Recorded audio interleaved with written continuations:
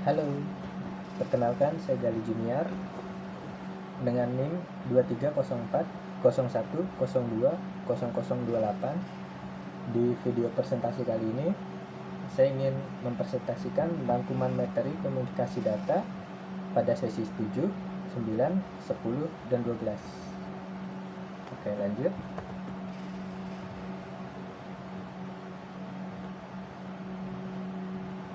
Oke. Berikut ada bab 1 dan bab 2. Ada sesi 7, data link control. Sesi 10, switch network. Sesi 12, ATM. Sesi 9, multiplex. Dan sesi 11, paket switching. Oke. Selanjutnya, latar belakang. Poin 1, komunikasi data merupakan fondasi penting dalam jaringan komputer modern. Data komunikasi memungkinkan pertukaran informasi antar perangkat secara efisien dan handal melalui berbagai saluran media seperti kabel dan nirkabel. Poin 2, materi sesi 7, 9, 10, dan 12 membahas mekanisme inti pengiriman data, standar arsitektur seperti model OSI, 7 lapisan, dan TCP atau IP menyediakan kerangka kerja sistematis dan mengatur proses pengiriman data dari sumber yang tujuan. Selanjutnya ada poin 3, pemahaman menyeluruh diperlukan untuk menguasai konsep jaringan lanjutan. Pemahaman terhadap mekanisme inti, termasuk routing, packet switch, dan TCP atau IP, sangat penting bagi profesional jaringan. Slide selanjutnya, rumusan masalah.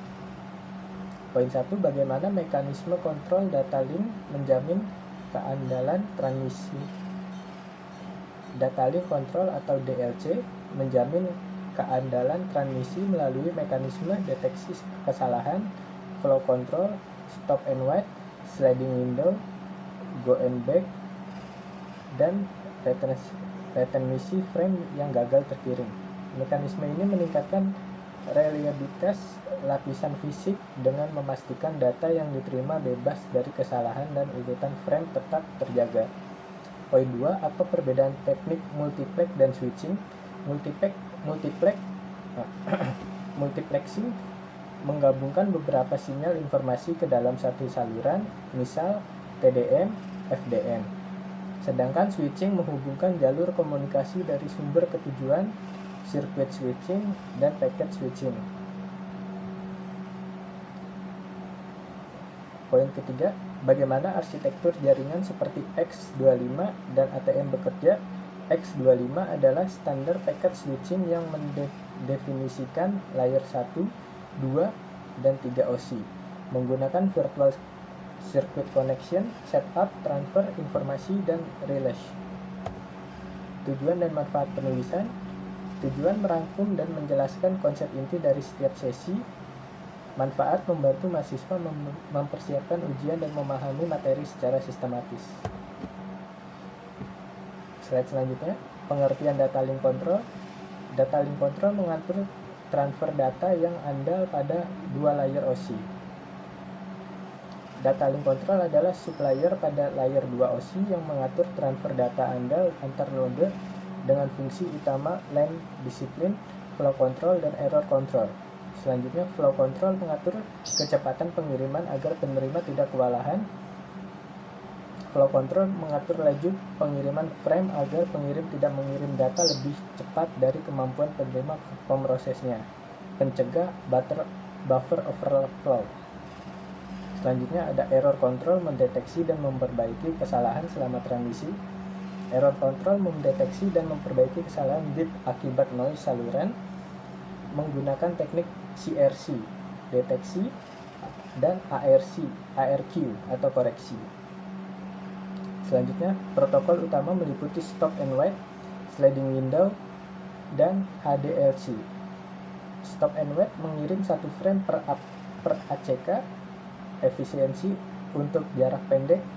Selanjutnya, sliding window memungkinkan beberapa frame dalam transit, dan HDLC mendukung konfigurasi point to point dan multi point.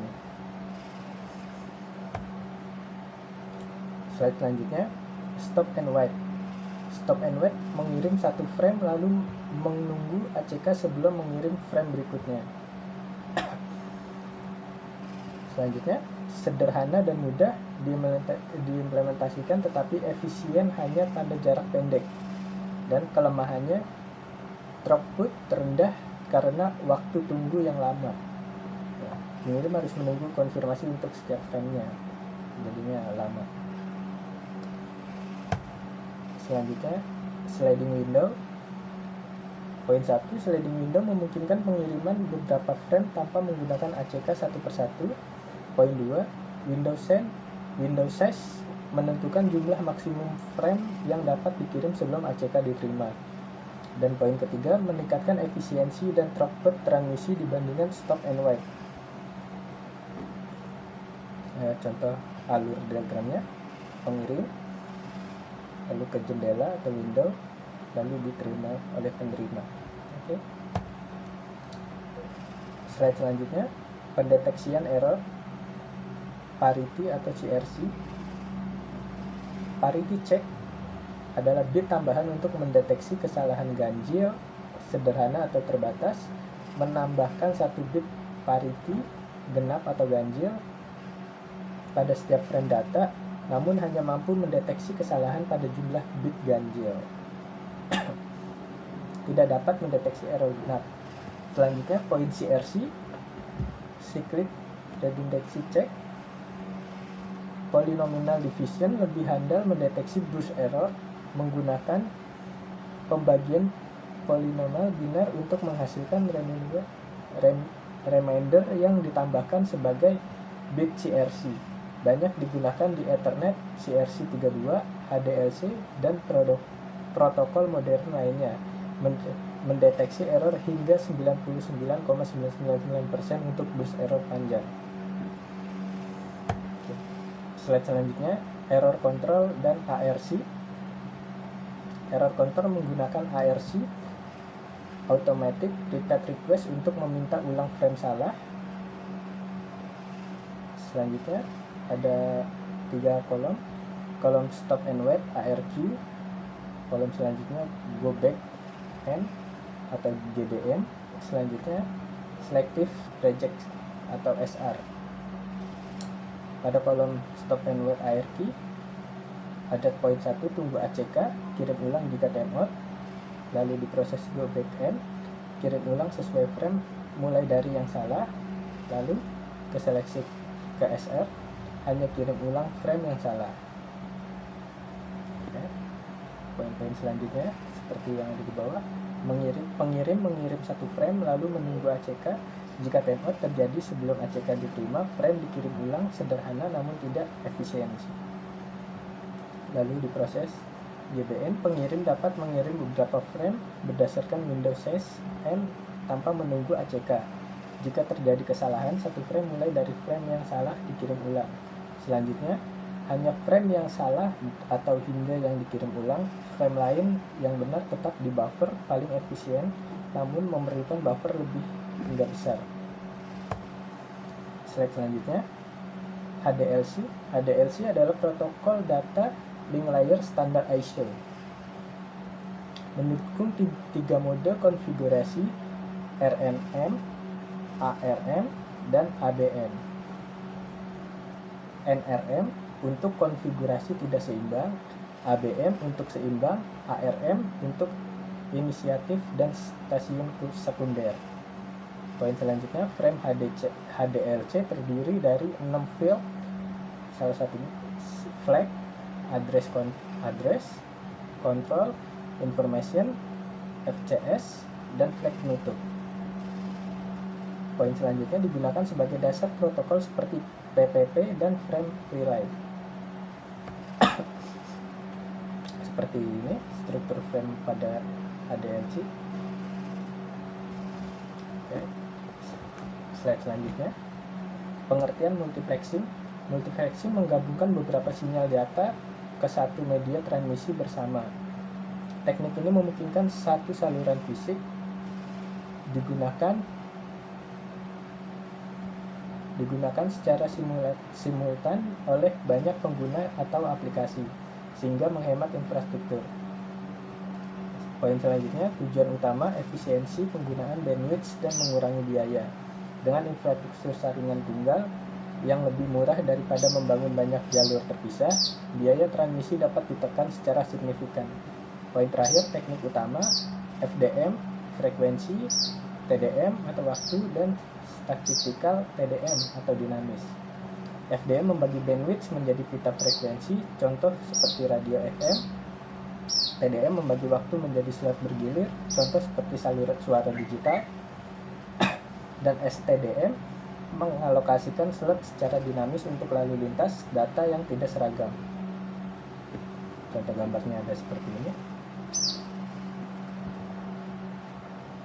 Slide selanjutnya, FDM atau frekuensi division multiplex.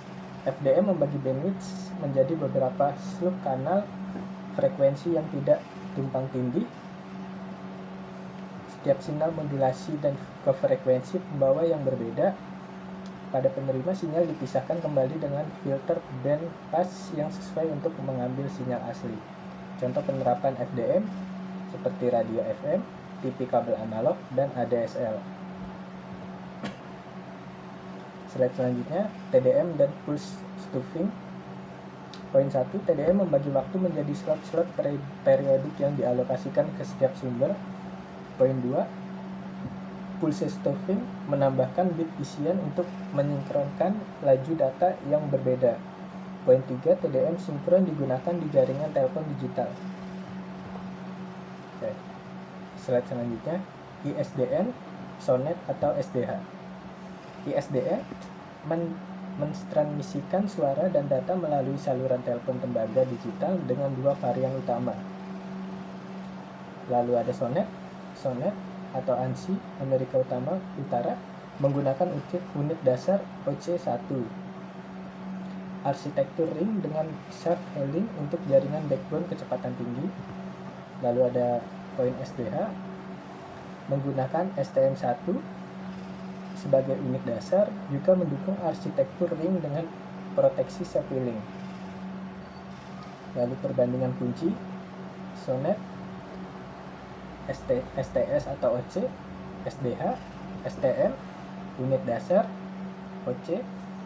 Keduanya relevan di backbone modern. Slide selanjutnya, statistical TDM, ADSL, DMT. Poin 1, statistical TDM, alokasi slot dinamis, mengalokasikan slot waktu hanya kepada saluran input yang aktif sehingga tidak ada bandwidth yang terbuang untuk saluran yang tidak aktif. ADSL atau asymmetris dan FDM bersifat asymmetrik dengan kecepatan downstream hingga 8-24 Mbps, jauh lebih besar daripada upstream hingga 1-3,5 Mbps. ADSL menggunakan FDM untuk memisahkan sinyal suara pada frekuensi rendah dari saluran data pada frekuensi tinggi. Poin ketiga, DMT, banyak subkanal. DMT membagi bandwidth 1,1 MHz yang tersedia pada 256 subkanal independen, masing-masing memiliki lebar 4,3125 kHz. Setiap subkanal dapat memodulasi data secara independen, memungkinkan adaptasi terhadap kondisi, kebisingan, dan frekuensi tertentu. Oke. Slide selanjutnya, pengertian switching network. Switching network menghubungkan banyak perangkat melalui simpul perantara. Jaringan ini memungkinkan banyak perangkat terhubung tanpa perlu koneksi langsung antar setiap perangkat, sehingga mengoptimalkan penggunaan jalur komunikasi. Poin selanjutnya, 3 jenis utama: circuit switching, packet switching, dan message switching. Circuit switching membangun jalur dedicated untuk komunikasi real time seperti suara, sementara packet switching memecah data menjadi paket independen yang efisiensi untuk data bersih di internet. Sedangkan message switching menggunakan metode store and forward, di mana seluruh pesan disimpan di setiap simpul sebelum diteruskan, cocok untuk komunikasi non-real time. Slide selanjutnya, circuit switching. Circuit switching membangun jalur dedicated sebelum transmisi data dimulai. Keuntungannya, latensi rendah dan bandwidth terjamin. Kerugiannya, tidak efisien untuk lalu lintas, bursty dan waktu setup lebih lama. Contohnya pada jaringan telepon PSTN. Slide selanjutnya, blocking atau non-block, space atau time division switch. Nah, seperti ini contoh diagram perbandingan block dan versus non-block switch matrix. Poin 1, blocking, koneksi gagal karena resource tidak cukup, sedangkan non-blocking, semua koneksi terjamin. Nah, pada gambar sampingnya, ilustrasi space division versus time division switching. Space division switching menggunakan crosspoint switch fisik, seperti contoh pada gambar yang di atas. Slide selanjutnya, routing dan control signaling. Pada metode routing ada fix, jalur tetap, tidak ada konfigurasi manual, perubahan antara terminating, dynamis, dan originating actions. Terus ada float, paket dikirim ke semua arah. Lalu ada adaptif, menyesuaikan table routing secara real time berdasarkan kondisi lalu lintas. Lalu tabel kedua ada metode signaling, kanal sama untuk cas, kapasitas, sinyal kontrol, dan rendah data pengguna. Itu pada in channel. Selanjutnya ada common channel, kanal terpisah, khusus sinyal kontrol, memungkinkan pertukaran lebih cepat dan kaya informasi. Slide selanjutnya, pengertian paket switching. Paket switching membagi data menjadi paket-paket kecil yang dikirim secara independen, efisien untuk lalu lintas bursty dan berbagai bandwidth secara dinamis. Dua mode, datagram dan virtual circuit, seperti pada gambar di samping. Slide selanjutnya, datagram versus virtual circuit. Di sini ada tabel dimensi, datagram, dan virtual circuit. Dimensi koneksi, ada routing, ada dimensi routing dan dimensi urutan paket, ada dimensi kendala dan validas. Oke, seperti pada tabel berikut. Koneksi, dimensi koneksi, datagram, connection list. Setiap paket dialihkan secara independen, tidak perlu setup koneksi. Setiap paket membawa alamat tujuan lengkap. Sedangkan di kolom virtual circuit, connection oriented, jalur logis dibuat sebelum transmisi paket tiba berurutan, lebih mudah mengendalikan kemacetan. Slide selanjutnya ada routing strategis. Poin 1, routing tetap, fixed routing, jalur